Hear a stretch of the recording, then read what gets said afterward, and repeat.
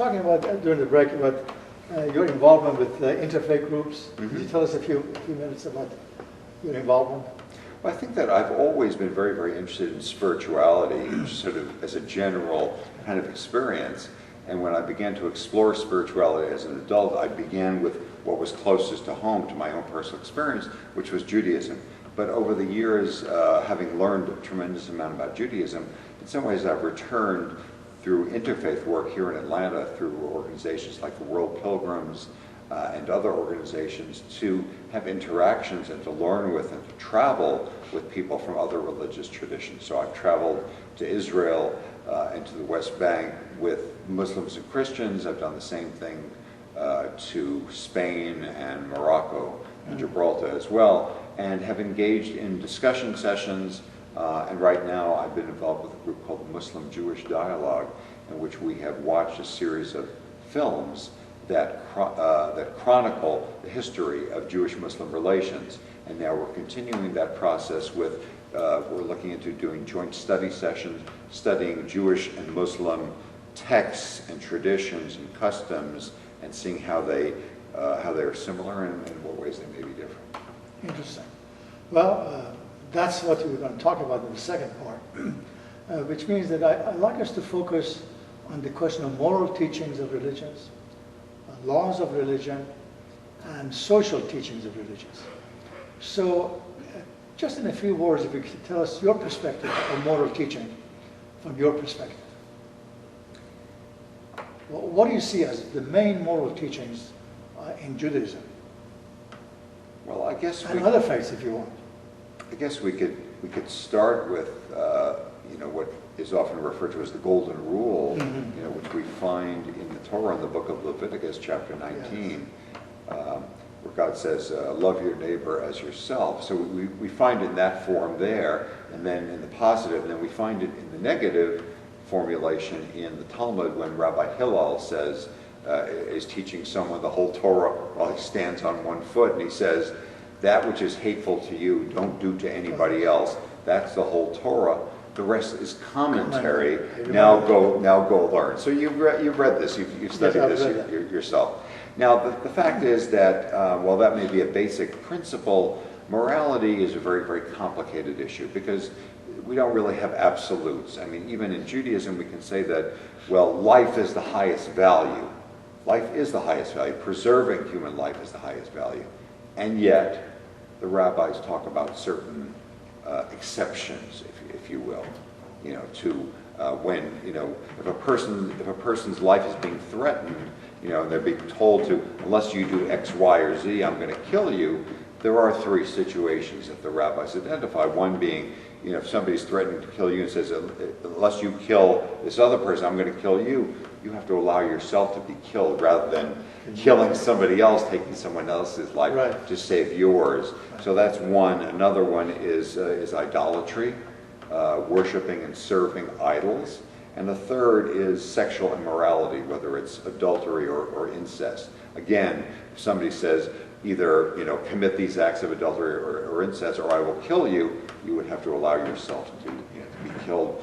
But beyond that, I think the issues of morality, of ethics, is extremely complex and becoming more so, especially in the context of our modern lives with changing technology, biotechnology, new developments, in so many different areas that were not necessarily foreseen in the Bible itself. And so it takes people with a lot of knowledge and understanding and sensitivity and good judgment to come up with ideas and rulings about what is proper and improper in different situations. I totally agree now. I mentioned earlier that one of the shortest works of Baha'u'llah, the founder of the Baha'i faith, is this small book called The Hidden Words. In it, he summarizes the essence of moral teachings of all religions. Having a pure heart, being just, being kind, being compassionate, being accountable toward God and toward your fellow man, and so on and so forth. It is my understanding, and basically the Baha'is' understanding, and that, as you referred to the Golden Rule, that the foundation of the moral teachings of all faiths is in total agreement. You don't go to any Buddhist or Zoroastrian or Muslim or Jew or Christian or Baha'i who says that our faith teaches to be hateful. Our faith teaches to destroy other people. Essentially, they tell us to be kind and compassionate and generous. So do you see that general trend in the foundation of faiths, that general morality? I see it as a key element in many faiths, but I don't know that it's always the complete foundation. And certainly, I think that most faiths do identify, or let's say demonize, certain other aspects. For example, taking the Hebrew Bible, there's no question that idolatry is demonized. Right. In other words, the Israelite people are told to destroy idol worshippers, destroy their idols. I remember those passages. Destroy the idols, destroy their altars, etc., etc. And certainly, in Christianity, in the New Testament, we find that there are certain kinds of people. For example, the Pharisees are called hypocrites. And Jesus preaches at certain times, that there has to be resistance or violence against certain other groups. And certainly we find that in the Quran, and in other writings, maybe not in Baha'i writings, but in many other, and certainly we find religious groups all over the world today as we speak, physically fighting in some ways. So I think we need to make a distinction between people who are doing it and religion itself. So that, I guess, we're in agreement. And also, I think we're also in agreement that the implications of some of those passages was probably situational and probably belonged to 3,000 years ago, 2,000 years ago, and is not applicable today. That's for sure true. There's no question that that's true. However, on the other hand, and I think this may be one of the key areas of difference between, let's say, Baha'i and Judaism, is that my perception is that Baha'i is a pacifist faith. Is that, am I correct? Would I be correct in saying that? For the most part, not totally, but for the most part, I'll explain. Okay, so I'll let you explain that part. But in terms of Judaism, certainly peace, shalom, is an extremely high value, and the word shalom itself comes from a root in Hebrew which is shalem, which means wholeness, a sense of wholeness. So when there is not peace, it implies brokenness. And our role is to put things back together and fix the whole, fix the piece and put them back together. But there's no question that acts of self-defense are very much supported within Jewish tradition. It's natural, it seems to me, that somebody comes to rob you and kill your family, and you have to defend yourself. So self-defense is accepted.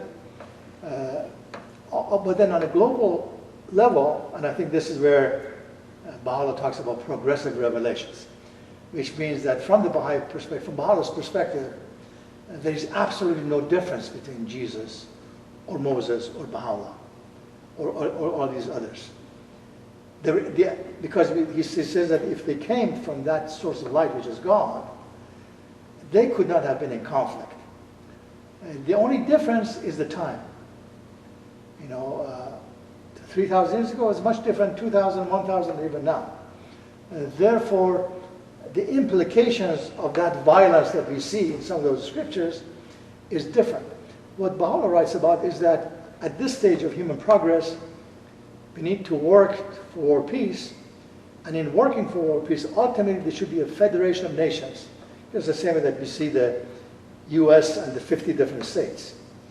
And these federation of nations should defend the whole globe, so that if one group of terrorists or any kind of group rises to destroy the rest of humanity, they would stop it right then and there, and it won't infiltrate throughout the society. So in that sense, again, I read the Bible, the Old Testament, and Baha'u'llah's writing in the same context. The only difference is the time. Any thought? I think that the times are clearly different. But along with the times, I would say that the individuals themselves are different. I think Moses is a different human being than Jesus was, different person than Muhammad was, different person than Baha'u'llah was. So it's not only the times, it's also the individual. God's message may ultimately, in its pure form, be perfect, in its pure form be perfect, but it is filtered through different individuals and groups of people at different times, and that's why the message itself may come out sounding somewhat different. So I would always, in addition to the times being different, I would also include that those individuals themselves, the personalities are different, when they understand and may emphasize different things. Right. I understand. That's what you're saying. I guess what I'm saying is complements what you're saying in the sense that the individuals are different, time was different, needs are different, and therefore all of these are true factors.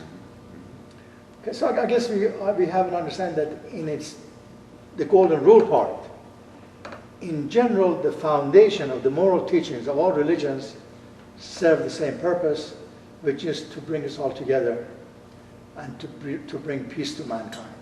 This is our understanding. Now, the second phase of this is the question of laws.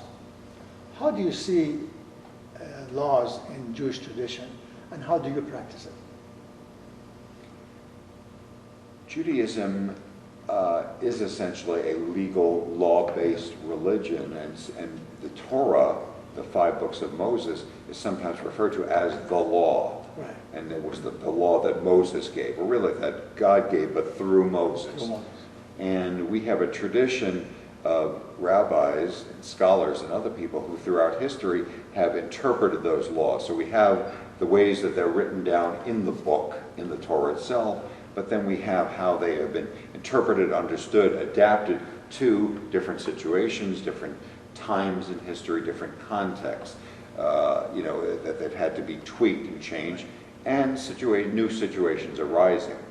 So I see law as being a very evolutionary process that is that ultimately has as its purpose serving God, coming back to the original purposes and message that you raised earlier of making a connection with God and carrying out God's mission, God's purpose on earth. And one of the ways that we do that is through the observance of law. Yes.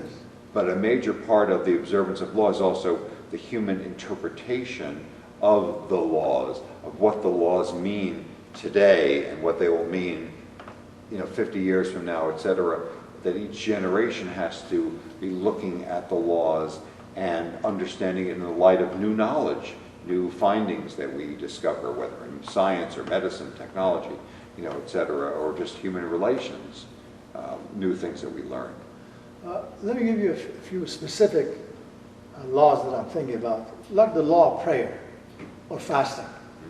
How do you do it in Judaism? Prayers and fasting. Let's just focus on these two. Okay, so again, a traditional and a maybe somewhat more liberal or contemporary traditional perspective says that there are 3 sort of formal prayer services a day. There's a morning prayer, the shacharit, there's an afternoon service, the mincha, there's an evening service. Is it something in the Bible, or is it something that has been practiced? Or? It's something that is really developed after the Bible by the rabbis, who are the scholarly leaders of the community, the religious leaders of the community after the Bible, really, in the Talmudic period. So we're going back, 2,000 years, right. Plus or minus. And these are religious services that require a minimum of 10 men over the age of 13 in order to have those services. And on Shabbat, on Friday night, Saturday morning, as well as on holidays, holy days, then there are other special prayers and services. And it may include taking the Torah out and a reading section from the Torah, from the scripture, chanting it, and the rabbi typically giving a sermon of explanation, usually relating what's in the Torah portion, written some 3,000 years ago, and relating it to some issue that faces people and the world today. So making that connection. Could you say a few words regarding fasting? Do you have some fasting rituals too? Absolutely. So the primary fast ritual that we have is Yom Kippur. It's the holiest day of the year, the Day of Atonement, the day of looking into ourselves and acknowledging our faults and asking for forgiveness from other people and from God. And fasting is a form of, we're denying ourselves, and we use that self-denial in one way. One goal is to use it as a motivation to help feed other people who are hungry virtually all the time. So if you come to this synagogue or virtually any synagogue before time leading up to and just after Yom Kippur, they'll be collecting food for the Atlantic Community Food Bank. There'll be large bins outside and all around the grounds, people collecting, and people will be driving up or arriving with bags of food that they'll be, contributing and donating at that point. So again, goes back to the issue of moving from the ritual to the the practice. Yes, thank you. The moral behavior, and that it's not one or the other. And the best forms of religion combine the two. They're not one or the other, but they're a combination where the two work together or are consistent with each other. So that's that's an aspect of it. And the other side to fasting, of course, is to try to take our attention away from material and physical concerns and to focus on spiritual concerns. Yeah. Totally agree. As you were speaking, I was thinking of my Muslim friends and Baha'i friends and Christian friends, as well as Jewish friends, who have these kind of rituals or these kind of practices of just the example that we gave of prayers and fasting. And although the number of prayers may be different, although the context of the prayer may be different, or the days of fasting may be different, but I see it exactly the same. I mean, it may be different kinds of fasting and prayers, but it is again the same. So Baha'is have come to the conclusion, so say I, as a Baha'i, that the moral teachings and the laws of religions are in total harmony. Although they may be different in its practical form, but they are in total harmony. Do you see that? Well, I think that there are many moral laws that are absolutely in total harmony, but I think in this case we're talking also about means or methods or tools. Yes. So we have prayer, we have fasting, we have actions, we have rituals, so all religion, I think, have forms of these, and people who study religion, scholars, professors of religion, look at, prayer in different religions. They'll look at fasting, or they'll look at life cycle ceremonies, rituals. They will look at, a whole range of different, they'll look at meditation. They'll look at, contemplation. I mean, there's a lot of chanting. There's a lot of different, or the use of music. So there are so many different kinds of tools that virtually, I think, all religions or many religions partake of. And they may emphasize, one or another ritual. If I look at the history of Judaism, I would say that there have been times in the past when, let's say, certainly sacrifice was a major feature of Jewish worship. Now it plays no role whatsoever. The only role it plays is our reading about it. We never do it. We haven't done it in 2,000 years since the temple was destroyed, but we still read about it. And that's a way of sort of maintaining our connection. With the past. So rituals, and so the means may change.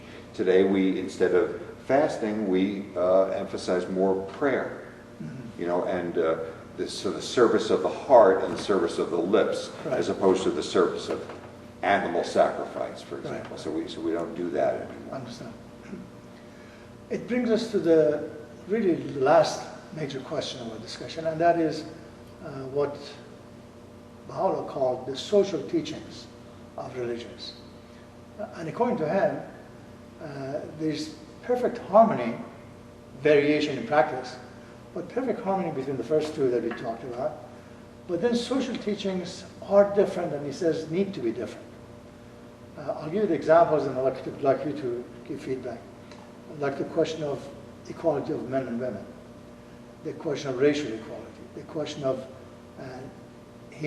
equality among all people of different nations, the question of economic justice, that we see too much of extremes of wealth and poverty, and so on. And the question, for example, of what we talked about earlier, I think, of the need for independent search for truth, so that everyone who becomes an adult is not indoctrinated into becoming something, but rather having been given the tool and being told that you are an adult, you're educated, you need to go and search for yourself.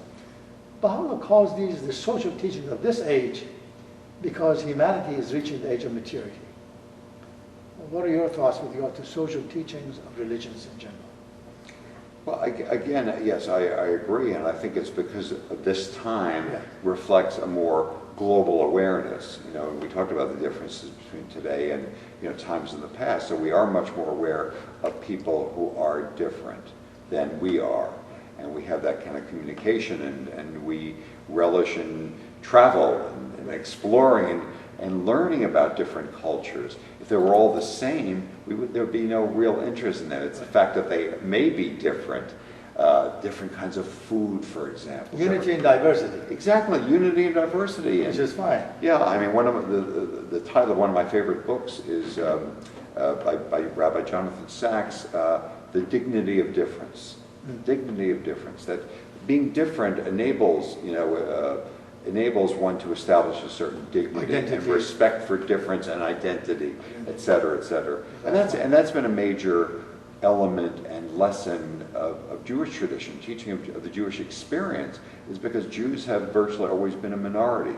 Since we were exiled from our land 2,000 years ago by the Romans, we've lived as minorities among other cultures, and so we've always been different.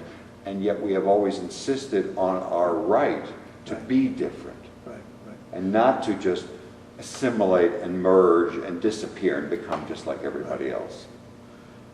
Along the line of what we're talking about, my reading of all the scriptures except the Baha'i writings, for example, with regard to the question of men and women or race, is that I don't see that equality in all these scriptures. The way Baha'u'llah explains it is that these were accidentals of the time. In the sight of God, men and women, all races were always equal. But at that time, when that scripture was revealed, it wasn't the mores of the time, and God did not find the need to establish it right then. Do you see it in that way also? I think that's true. I think that's exactly right. And I think that, picking up on the concept you mentioned earlier of progressive revelation, that we are learning today the importance of a greater sense of equality. That equality and justice, we're expanding the meaning of that, and we're enfranchising more different kinds of people. Just look within American society, and changing attitudes towards people of different races, of minority racial groups, people who belong to alternative lifestyles, gender-based, among gays, homosexuals, etc., and the right to have wedding commitment, wedding ceremonies, and equal rights. So I think that this is reflective of this notion of progressive revelation, greater awareness, and expanding sense of justice, a greater sense of justice. So in that sense, I think we want to caution our friends to be open in reading the scriptures, so that they won't become fundamentalists in that sense. I couldn't agree more with you. I think this notion of being open and not being fundamentalist. And the reality is that in our world, and I think that this may be one of the greatest challenges of our world today, is that because of the modern liberal spirit is to become more open, we have, unfortunately, if that is the action, we have, unfortunately, a very destructive reaction against that, which is from people who are not comfortable with expanding with opening up, and who rather close down. And it's the ones who close down who are the ones who are the fundamentalists, the literalists, the ones who say this is the only truth, the only truth. I learned an important message or lesson from a contemporary rabbi, conservative rabbi in Los Angeles by the name of Rabbi Elliot Dorff. And when he talks about interfaith relations, or relations between Jews and other groups, we think in terms of different people taking different paths to the summit, the peak of the mountain. We're all going to the same place. Yeah, we all have the same goal to reach the ultimate truth, but we may be taking different paths along the way. We may be discovering different things along the way, which we can share with each other. And so we have to, on the one hand, affirm the integrity of our own path, but not deny the integrity of someone else's path. We have to be careful not to assume that ours is the only way, that it's the only way and that we have the whole truth and nothing but the truth, but rather that we have some truth, but not all the truth, and that others have aspects of truth that we may share with them, but they may have other aspects of truth that we're not aware of. And therefore, it's incumbent upon us, and I think this is a major responsibility of our day that is only now dawning on some enlightened people who work in interfaith relations, to be open to the wisdom and knowledge that comes from others' religions, other spiritual traditions, that there may be wisdom that I can learn and have learned from Baha'i that I had not learned in Judaism, and so on with other religions. In one of the interviews with one of the wonderful open-minded ministers, he said that, I have nothing to just grip onto and say that this is my belief and that's it. I'm open to discussion, and anything which makes sense, it becomes mine too. Mm-hmm. So we are open. When we love one another, when we're open, we learn from one another as well. Right. And it's a free country, it's a free world. And the fact is, if we believe that it is a spiritually free world, that it's like the internet, it's like the debate about net neutrality versus charging for the internet. Well, spirituality should be free, which means that it is open, and anything in Judaism should be open to anybody, to humankind, and so on. Exactly. So along those examples is the question of search for truth, for example, that I mentioned. That perhaps 3,000 years or 2,000 years ago, humanity at that time were not ready to tell them, all the Jews, all the Christians, all the Muslims, that you guys go and search for yourself. But today is a different world. Yes and no, but for sure there would be, as I said, what I just said about, I think that everything in Judaism should be free and open to anybody.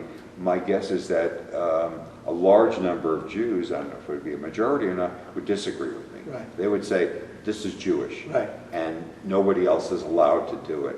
It's kind of like, some Jews get upset when they hear that churches are having seders, Passover seders, and they'll say, well, wait a minute, that's ours. That's ours. They can't take our, so it becomes sort of awkward, and then there's questions and suspicions. What are they doing, and what do they think they're doing? We're all learning. Yeah, and I've spoken at Christian Seders. I spoke at a church that was observing a Christian Seder. So I was brought in, to talk about how Jews observe a Passover Seder. But if Christians want to observe a Seder, you know what? It's a free country, it's a free world, and as long as they're not, maligning Jews as a part of it, then I guess I have to accept that. But I'm not so sure that most Jews, and again, other people, time. That I think that's something that needs more time. Yes. Along the line of these social teachings, another one that Baha'i faith emphasizes very much is the importance of harmony between science and religion. Baha'is don't see any conflict between science and religion. And in many of the Baha'i writings, he says that anything that doesn't really make sense scientifically should not make sense in religion either. Those are perhaps unfounded prejudices, superstitions, and dogmas that we need to alert humanity to, that open your mind, and when you read the scripture, also make sure that it makes sense logically. What are your thoughts on that? Again, as the social teaching of our time. Yeah, again, I think, in history we know that, at any time that even scientists can be closed-minded. Right. That they can believe something and not be open. Of course. So. That's why harmony of science and religion. Yeah. But as for the harmony, to go back to one of the greatest Jewish scholars of all time, Maimonides, who lived in the 12th century, and I could have quoted him for almost as an example or as a teacher for almost any of the topics that we've discussed, because he really encompassed all of Jewish tradition, and frankly, all of human learning, frankly, at his point in time, which was the 12th century. He was absolutely committed to this notion of the total harmony of religion and science, or reason. And he lived at a time in which ancient Greek philosophy was enjoying a kind of renaissance in the Muslim world, which is where he lived, and he was a physician, looking at things from a rationalist, philosophical point of view, and harmonizing it and finding. And he said that anything in the religion, in Jewish religion, and he always spoke in terms of Jewish religion, although he came to be seen as a role model in some ways for Christian scholars as well as Muslim scholars of his time, that if it's something that is inconsistent in the religion with science or with reason, then it's invalid. It's invalid. It's superstition. Yeah. So that's the way Baha'is think, and it seems like that's the way you think.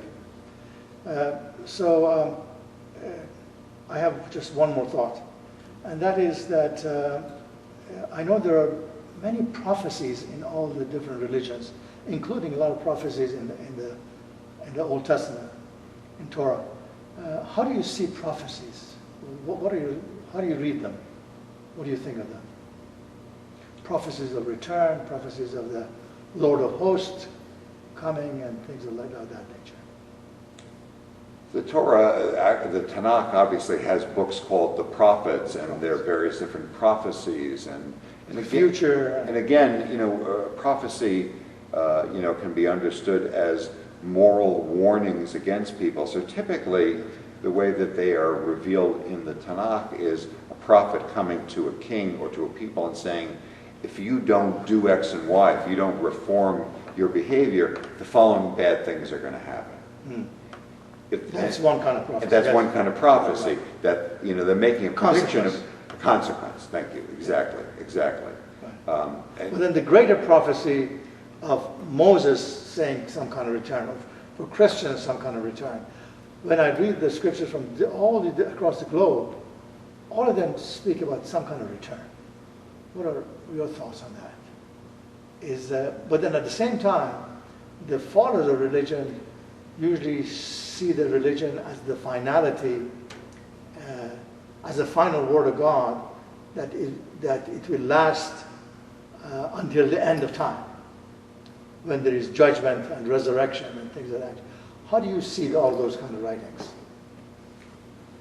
I think, again, that traditional Judaism certainly talks about the coming of the Messiah and looking forward to the Messianic period. Right. And we have various different descriptions of that, both in ancient times as well as medieval, as well as more contemporary, and they vary.